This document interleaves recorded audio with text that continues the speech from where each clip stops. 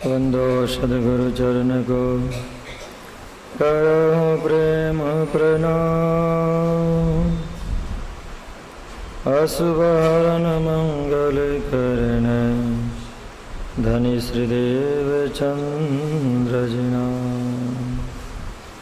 श्री प्राणनाथ निज मोलपति श्री मेहराज सुना।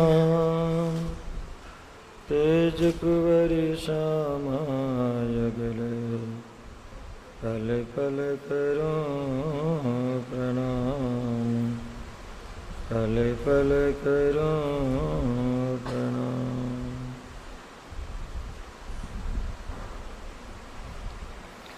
बोलो श्री प्राणनाथ प्यारे की। बोलो श्री प्राणनाथ प्यारे की। श्री कृष्ण कन्हैया लाल की। सदगुरु महाराज की। स्वामी श्री लालदास जी महाराज की। सर्व सुंदर साथ की। उपस्थित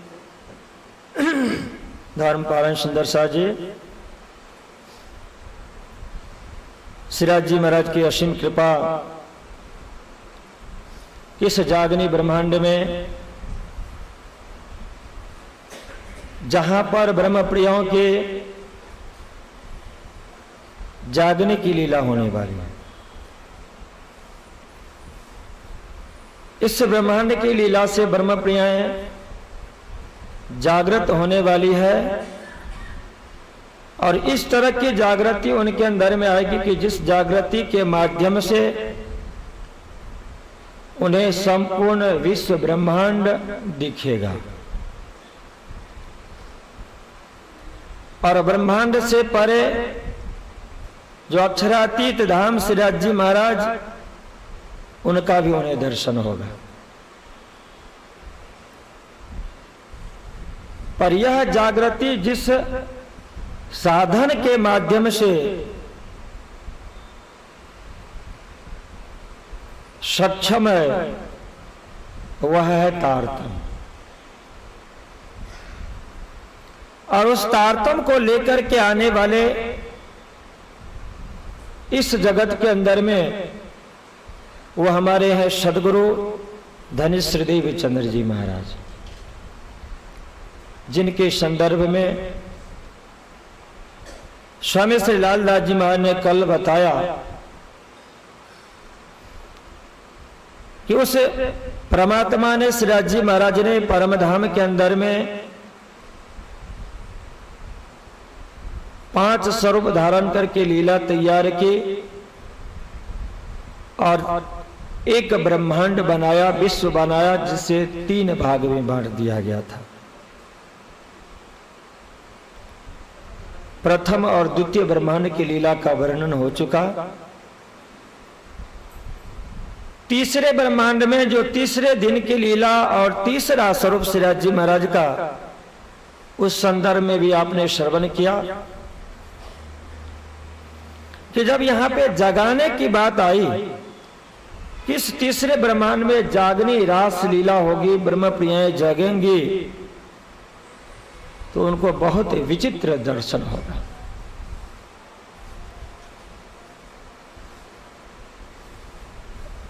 वो ब्रह्म प्रियाएं वही सोच रही थी रास के बाद कि जब श्रीराज जी महाराज ने कहा था कि इतना भयंकर दुख, तो उस समय में हम सभी ब्रह्म प्रियाएं एक दूसरे के साथ में बिल्कुल जुड़ करके बैठ गए। बैठियां सब अंग मिलाई के। और इसके बाद भी राजी महाराज ने कहा था कि उठाओ जुदे जुदे नए नए भेषधर, अलग अलग मुल्क में वह दिखेगा उनको जागने के ब्रह्मांड में। पर उससे पूर्व जब अलग अलग देश में, भाषा में, जाति में, धर्म में और संप्रदाय के बीच ब्रह्म प्रियाओं को उतारना था, तो नियम है कि परमात्मा जब भी सृष्टि निर्माण करते हैं तो अपने स्वरूप को परिवर्तित कर लेते हैं। पूर्व चर्चा में मैंने आपसे निवेदन किया था कि एक परमात्मा का बिंदु स्वरूप होगा ब्रह्मांड, और उसी ब्रह्मांड में उनका नियम होगा, कानून होगा, धर्मशास्त्र के रूप में वह उनका होगा नाद स्वरूप।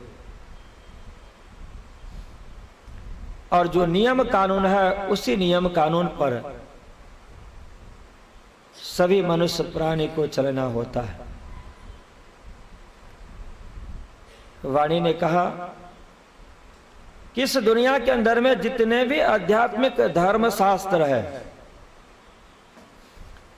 जिस धर्म शास्त्र के बारे में आगे आपने श्रवण किया कि वो अक्षर ब्रह्म के द्वारा अवतरण किया गया,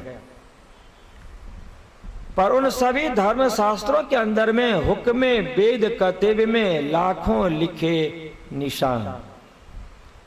उस परमात्मा की आज्ञा हो गई कि भाई गीता में भी इसका निर्देश कर दिया जाए, भागवत में भी कर दिया जाए, उपनिषद वेद में भी कर दिया जाए। और जिन संतों ने तपस्या की है उन संतों की वाणी के अंदर में भी उन्होंने कहा कि ये भी निर्देश कर दिया जाए, कहीं आने वाला समय ऐसा ना हो, क्योंकि संत वाणी होगी, संत के द्वारा स्थापित संप्रदाय और धर्म होगा, उनके बीच में भी ब्रह्म प्रिय अवतरित। और आज भी देखा कि गीता जो भी कुछ कहता हो, भागवत उपनिषद वेद जो भी कुछ कहता हो, पर जिस संप्रदाय में, जिस धर्म के अंदर में उनके जो सदगुरु है, उनके आचार्य है, उनके द्वारा अवतरण किया गया जो ग्रंथ, उनका जो नियम है, कानून है, वो सर्वोपरि उनके लिए होता है। जैसे स्वामीनारायण संप्रदाय, उनके यहां जो उनके गुरु ने जो भी कुछ कहा उनके लिए सर्वोपरि वही है। रामानंद संप्रदाय, रामायण के अंदर में जो भी कुछ कहा गया वो उनके लिए सर्वोपरि है। वैष्णव के अंदर में देखिए कि उनके सदगुरु वैष्णव में वल्लभाचार्य जी ने जो भी कुछ नियम और कानून बनाए वो सर्वोपरि है। और निजानंद संप्रदाय श्री कृष्ण प्रणामी धर्म में आप देखें तो सदगुरु श्रीदेव चंद जी महाराज और महमती प्राणनाथ जी महाराज के द्वारा जिस तारतम का अवतरण हुआ, जिससे निजानंद संप्रदाय का दर्शन शास्त्र कुलजम वाणी, श्रीमुख वाणी का अवतरण हुआ, वो हमारे लिए सर्वोपरि है। इसलिए महमती प्राणनाथ जी ने कहा कि श्रीराज जी महाराज ने हर धर्म ग्रंथ के अंदर में उस एक अनादि अक्षरातीत परमात्मा श्री कृष्ण के संदर्भ में और अनादि अक्षरातीत धाम के संदर्भ में निर्देश दिया। ये तो हिंदू परंपरा की बात है। इसी तरह से दूसरी जो परंपरा है, जहां बाइबल है, जहां कुरान है, उसके अंदर में भी वह चीज देना बहुत जरूरत था। इसलिए सिराज जी महाराज ने अपना तीसरा स्वरूप मोहम्मद साहब को मेराज के समय में उन्हें कुरान दिया और वो लेकर के आए आप बरारब में, और उसकी एक परंपरा चली पड़ी जिस परंपरा का नाम हुआ मुस्लिम संप्रदाय। यह विचित्रता देखा ना कि कैसे आप उस दिव्य परम धाम में एक दूसरे से एक क्षण के लिए भी अलग नहीं होना चाहते, एक दूसरे को इतना सम्मान देते हैं, और वही ब्रह्म प्रिय जब इस तीसरे ब्रह्मांड में आए तो एक दूसरे से कितना आप नफरत करते हैं, कितना आप घृणा करते हैं, उनके प्रति आपके अंदर में कितना ईर्ष्या द्वेष होता है, वो दिखाएंगे। और इसके बाद उन्होंने जो कहा था कि हंस हंस गिर गिर परसी, उस फरामोशी को सुख में वो दिखाया जाएगा। और वो एक आए, प्रमाण लेकर के आए, 63 के बाद चले गए, और साल 990 और 9 महीने जब हो गया उनका गया हुआ, तो सदगुरु श्री देवी चंद जी महाराज का अवतरण होता है। उस दिव्य परम धाम में सिराज जी महाराज,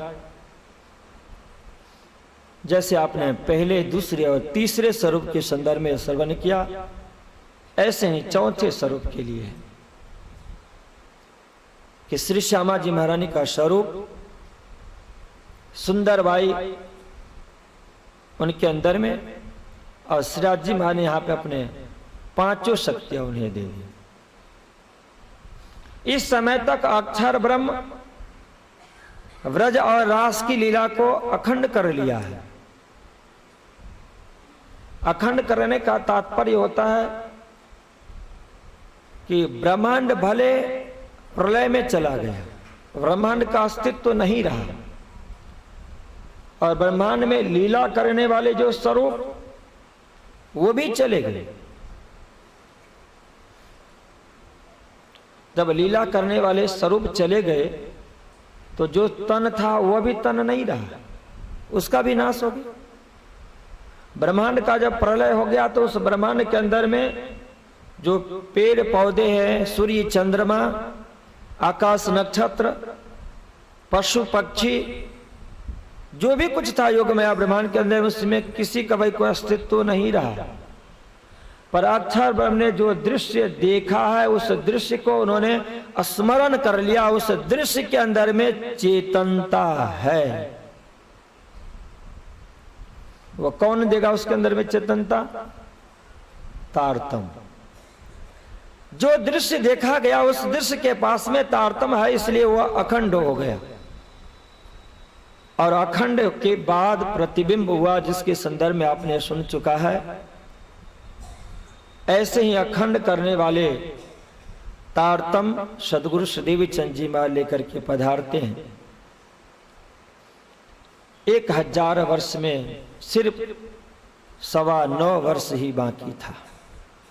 सदगुरु श्रीदेवी चंद जी महाराज का अवतरण हुआ। आश्विन महीना चतुर्दशी का दिन था, गुरुवार था। रात्रि के लगभग 2:30 पहर 1:30 के आसपास का समय था। स्वाति नक्षत्र में आप प्रकट हुए थे। गुरु बन करके आए हैं, अमृत लेके आए हैं, इसलिए गुरुवार है। और कहा जाता है कि कुछ ऐसे भी आत्मा होते, कुछ ऐसे भी चातक पक्षी होते हैं कि जिनकी एक ही अपेक्षा रहती है कि हमें उस नक्षत्र में बरसा गया जो पानी, उसी पानी को पी करके अपने सारे जिंदगी को भोग लेना है। इस दुनिया के अंदर में भी जो साधक थे, जो साधना कर रहे थे, और साधना में उनको जब यह अनुभूति हुआ कि 28वें कलयुग के अंदर में साक्षात परमात्मा का अवतरण है, पूर्ण ब्रह्म परमात्मा स्वयं अवतरित होंगे। क्योंकि अवतार की जब बात आती है ना, तो 6 भाग में बट गए। एक अंश अवतार, दूसरा अंशा अवतार, तीसरा कला अवतार, चौथा आवेशा अवतार, पांचवा पूर्ण अवतार, और छठा प्रकार है परिपूर्णतम अवतार। परिपूर्णतम वह अवतार होगा जिस अवतार में इस दुनिया के चराचर प्राणी, दुनिया के जो मालिक एक ही परमात्मा है, उस परमात्मा की दिव्य शक्ति का जब अवतरण हो इस जगत के अंदर में, तो उनका नाम होता है परिपूर्णतम अवतार। जिस अवतार के बाद में किसी का जरूरत नहीं पड़ता। वह शक्ति अवतरित हुई थी ब्रजमंडल में भी, पर उनका कार्य संपूर्ण नहीं हो पाया था। इसलिए भागवत के अंदर में भी आता है कि देवापि संतनोर भ्राता मरुश्चक्ष्वा कुवंशजः कलाप ग्राम आसाते महायोग वलान्वित। भागवत में प्रमाण है कि जो संत थे, साधक थे, ऋषि महर्षि थे, राजा महाराजा, जिन्होंने तपस्या किया और उनको जब पता चला कि पूर्ण ब्रह्म परमात्मा परिपूर्णतम अवतार यहां प्रकट होने वाले हैं, तो अपने आप को भी उसमें आने के लिए उन्होंने कल्पना की थी, परमात्मा के चरणों में प्रार्थना की थी कि हमें भी अवसर दे। और वो सब के सब पवित्र आत्मा इस समय में प्रकट होंगे, जिसमें दो महान आत्माओं की बात स्वामी श्री लालदास जी माने भागवत में प्रमाण, क्योंकि भागवत का रचना करने वाले, प्रकट करने वाले वेदव्यास जी। पर वेदव्यास जी ने जब भागवत का समाधि अवस्था में वर्णन कर रहे थे, समाधि अवस्था में, उस समय में जब जब भी श्री सुखदेव जी महाराज पात्र बन करके आए तो श्री सुखदेव जी महाराज के पात्रता के अंदर में परमधाम का दिव्य संदेश दिया गया। भागवत का अवतरण करने वाले वेदव्यास जी, पर हम मानते हैं भागवत लेकर के आए कौन? सुखदेव जी महाराज। क्यों? सुखदेव जी अनंत भागवत के पात्र में से एक पात्र, मुख्य पात्र है कौन? सुखदेव जी। नाटक कोई बनाए, ग्रंथ कोई रचना करे, तो रचना करने वाले अलग व्यक्ति होते हैं, पर उसमें जिनकी प्रमुख भूमिका होती है, जो मुख्य नायक होते हैं, उनकी बहुत बड़ी विशेषता होती है। भागवत के अंदर में दो प्रमुख हैं, एक सुखदेव जी महाराज और दूसरे राजा परीक्षित।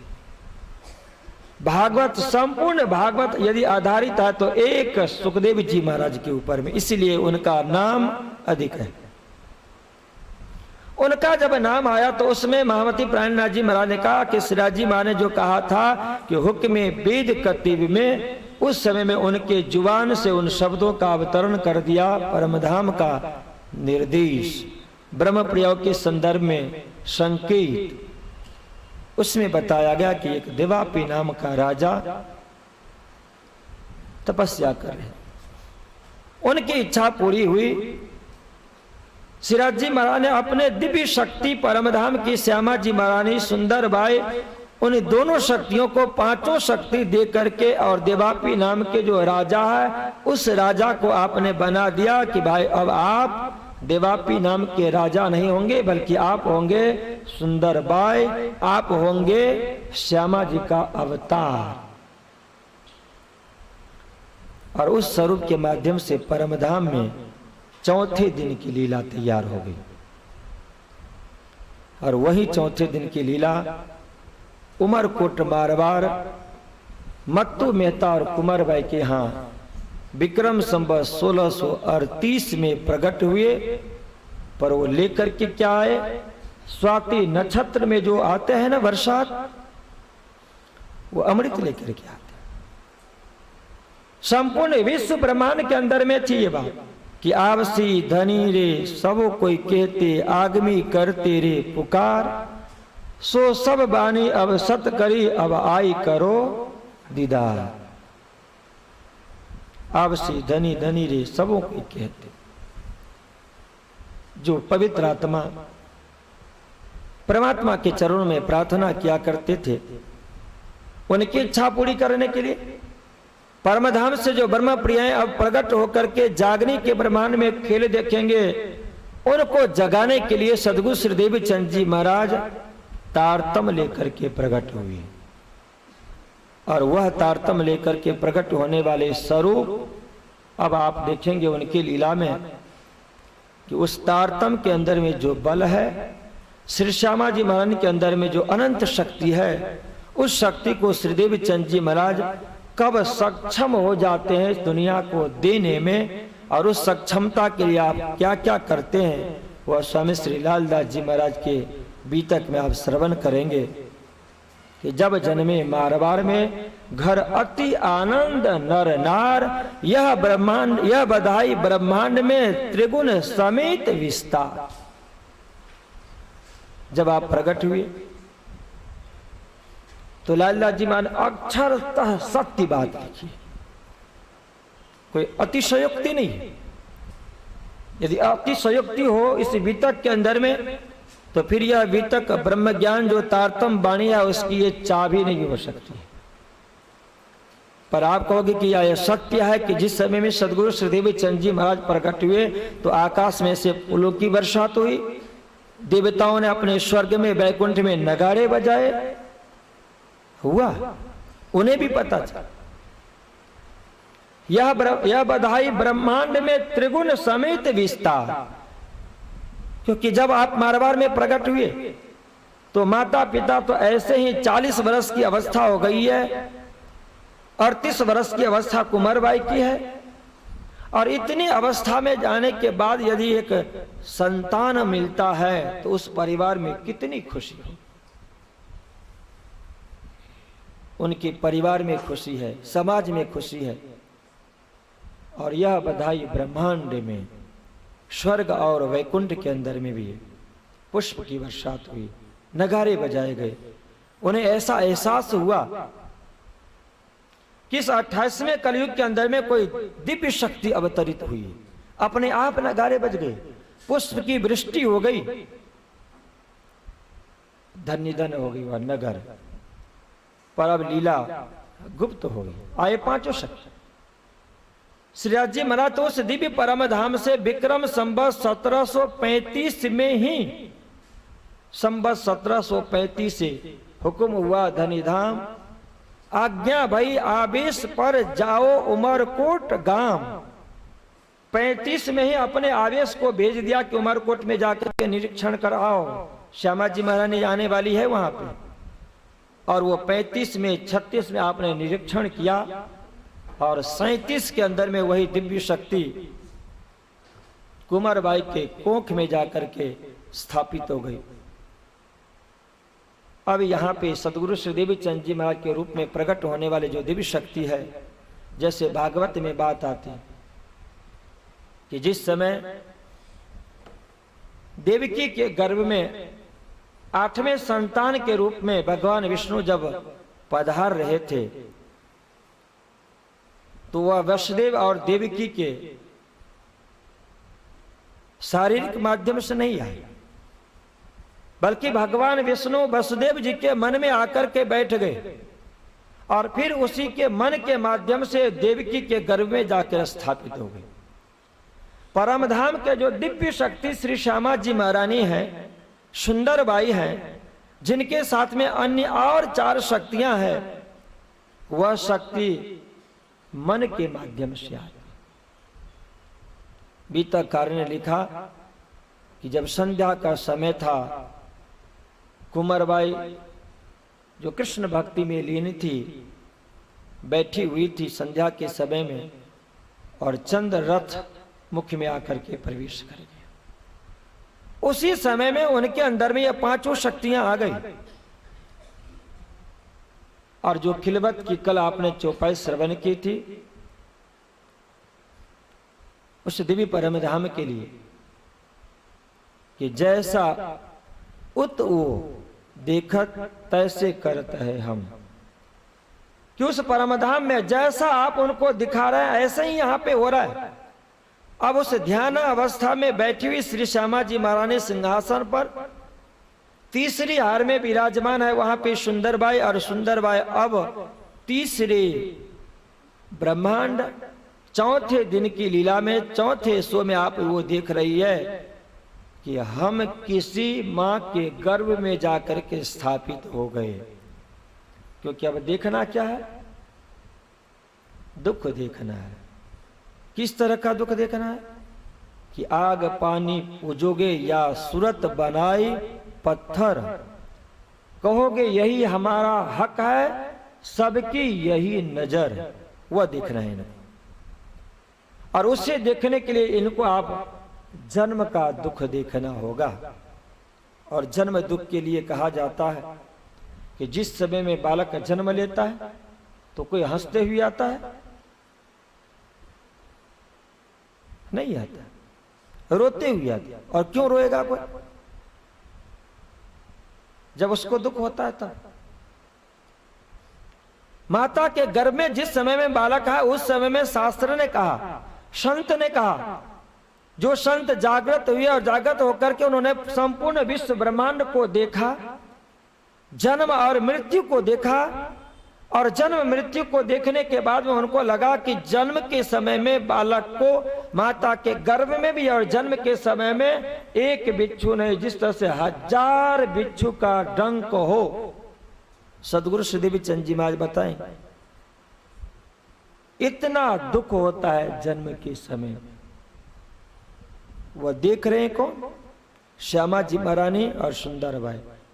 हो नहीं रहा है, पर कभी कभी क्या होता है, ये सुनने से भी दुख होता है और देखने से भी दुख होता है।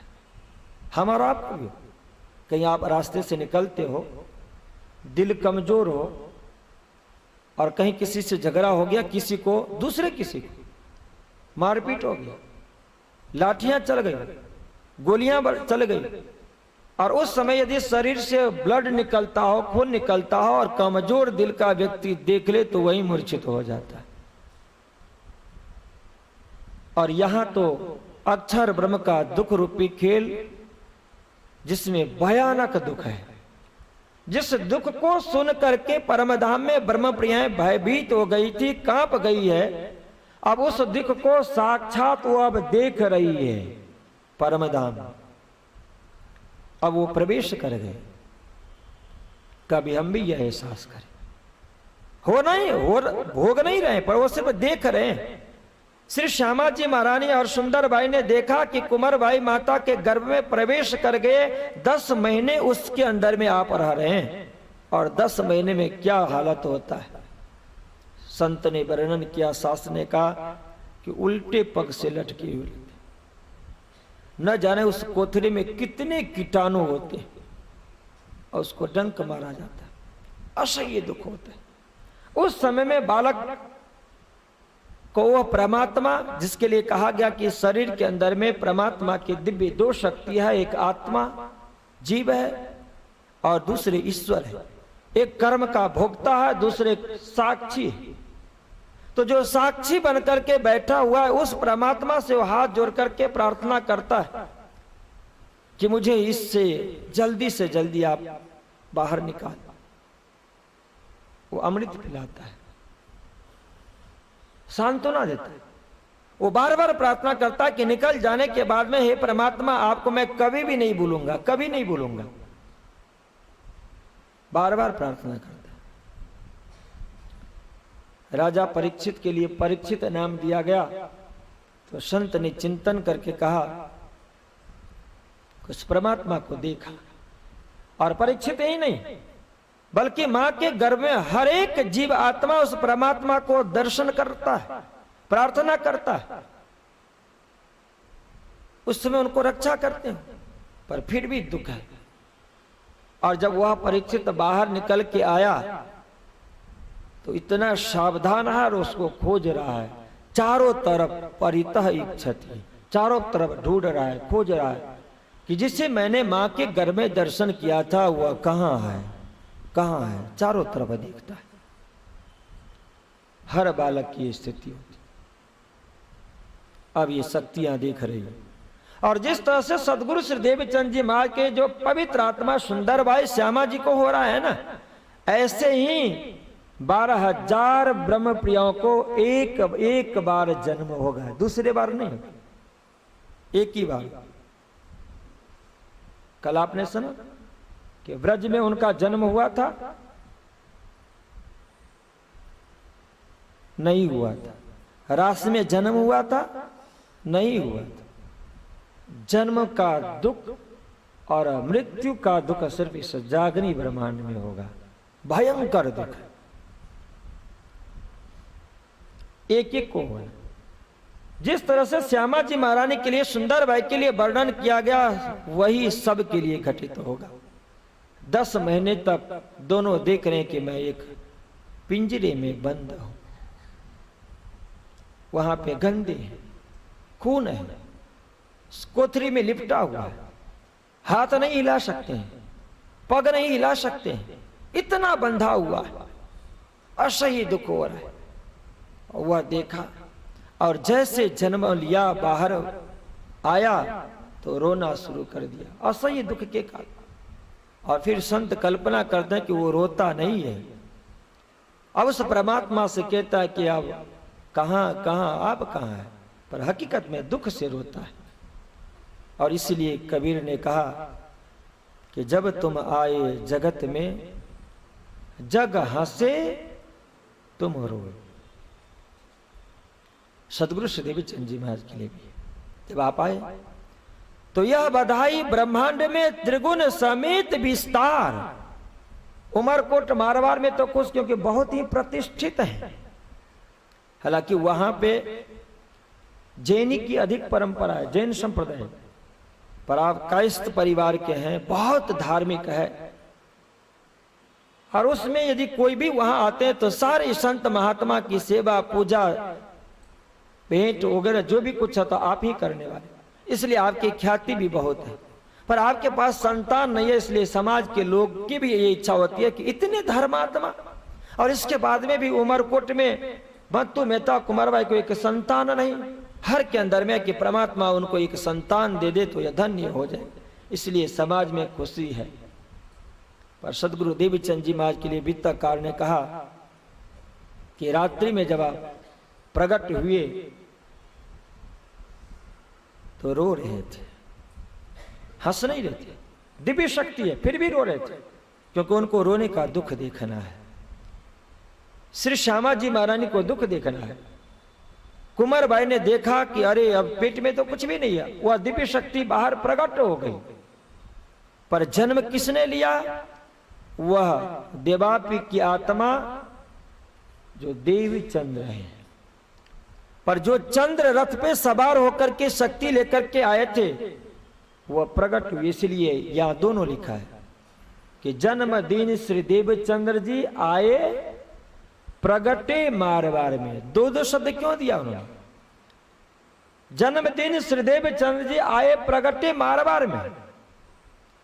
जो 5 शक्तियां हैं वह 5 वहां पे पट हो रही है। देवापी नाम के आत्मा जो देवचंद्र जिनका नाम कनन होगा वह जन्म ले रहा है, और वो जन्म के जो दुख है वह देख रही है सुंदर बाई और श्यामा जी महारानी। अक्षर नहीं देख रहा है जन्म का दुख, राज्य का हुक्म नहीं देख रहा है, जोश नहीं देख रहा है, तारता रहा है सिर्फ जब जन्म। इसके बाद में आपके लिए शुभारंभ हो गई, जो कल मैंने आपसे कहा था कि वो अमृत के घड़ा लेकर आए, तार लेके आए, पर उसके ऊपर में ढक्कन लगा हुआ है, खुला नहीं है। श्री देवचंद जी महाराज की उम्र बढ़ती गई, माता पिता भी खुश है। अब सदगुरु श्री देवचंद जी महाराज के लिए कहा गया कि विश्व वंदे अक्षर लो सुखे परीक्षित सु कहियो विचार। यह जो कहा ना कि सुखदाई सबन को अखंड करनहार, सबको अखंड करेंगे जो ये आए। कौन शक्ति है इनके अंदर में? तो जो अमृत लेकर के आए, सुख कौन देता है? अमृत। अखंड कौन करता है? अमृत। ये लेकर के क्या है? तारतम। उस तारतम के अंदर में भरा पड़ा जो प्रेम है, उस प्रेम का नाम ही है अमृत, जो सबको मुक्ति कर दे, सुख दे दे। अब तक इस दुनिया के अंदर में विश्व वंदे अक्षर लो, यदि किसी ने बहुत साधना की, तपस्या की, तो अपनी साधना और तपस्या के माध्यम से कहाँ जाते हैं? तो अक्षर ब्रह्म के अंतस्करण तक पहुंच जाते हैं।